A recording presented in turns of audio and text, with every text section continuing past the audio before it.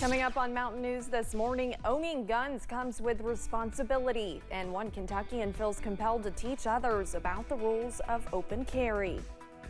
And a new energy plant is hoping to bring in more than 200 jobs in eastern Kentucky.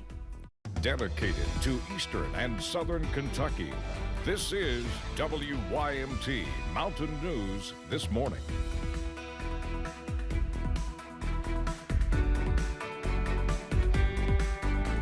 Good morning, I'm Olivia Calfee. We are coming up on 5 a.m. on September 20th. Now let's check in with Chief Forecaster Brandon Robinson for a look at your forecast this morning.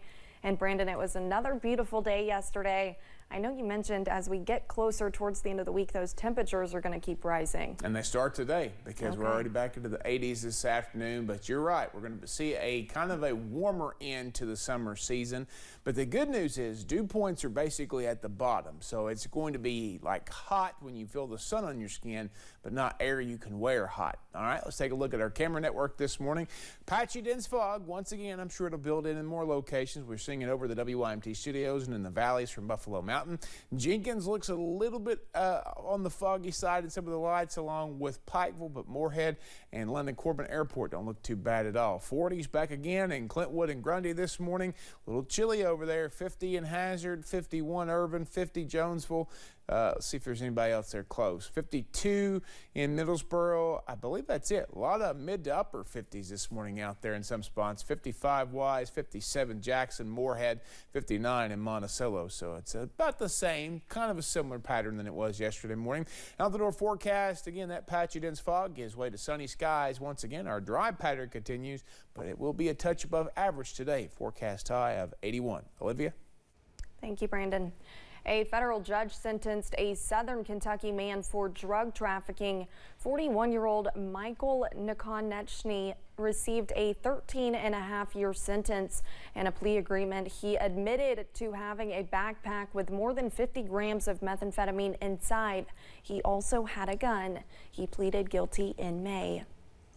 A Bell County man was taken into custody on 2 Knox County arrest warrants. In about 3 weeks, police say Dustin Henry Miracle committed 18 counts of theft of identity of another without consent, 21 counts of unlawful access to a computer, 2 counts of theft by unlawful taking or disposition, $500 or more, and theft receipt of stolen credit or debit card. Miracle was also wanted on a Knox County bench warrant. With Kentucky being an open carry state since July of 2019, it is important people understand the laws of when one can and cannot use a firearm. Del Hanlon, who works part-time at Airport Gardens Gun and Pawn in Perry County, teaches a class about the rules and regulations of concealed carry. Hanlon started teaching these courses in 2010 and says the focus is to show people how to be safe and know your rights. You know, owning the firearms is a great responsibility, and this will teach you basic, fundamental safety, and like I said, it will teach you when you can and cannot legally use deadly force. The course will be held on September 30th at 9 a.m. and requires a $25 non-refundable deposit. States across the country have moved to decriminalize cannabis, but Kentucky remains just one of 18 where cannabis is still criminalized. According to a new report, more than 300,000 people in Kentucky have been charged with a cannabis-related crime in the past 2 decades. Experts say the arrest disproportionately impact Black Kentuckians.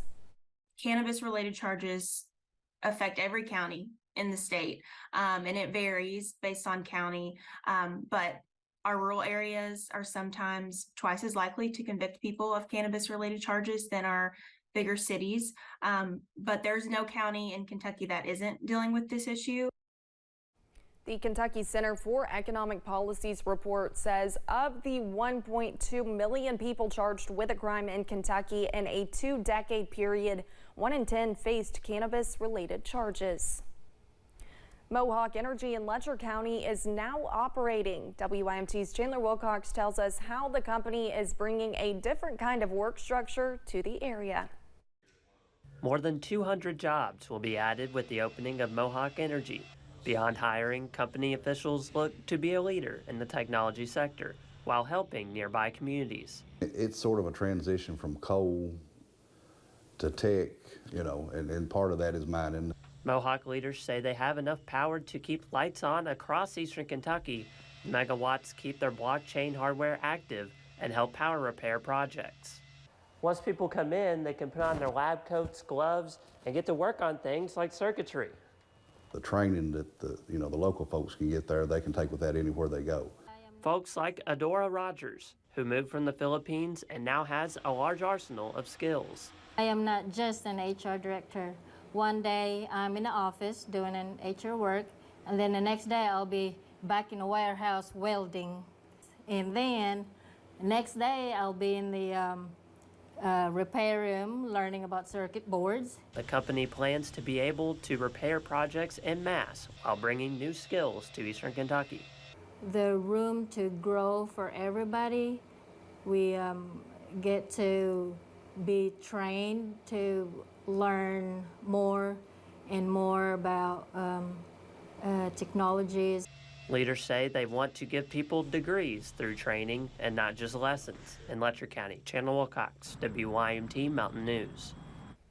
Mohawk Energy is located at the Industrial Park in Jenkins in what Mayor Todd DePriest says was built as a spec building. Thanks for getting your day started with us here on Mountain News this morning.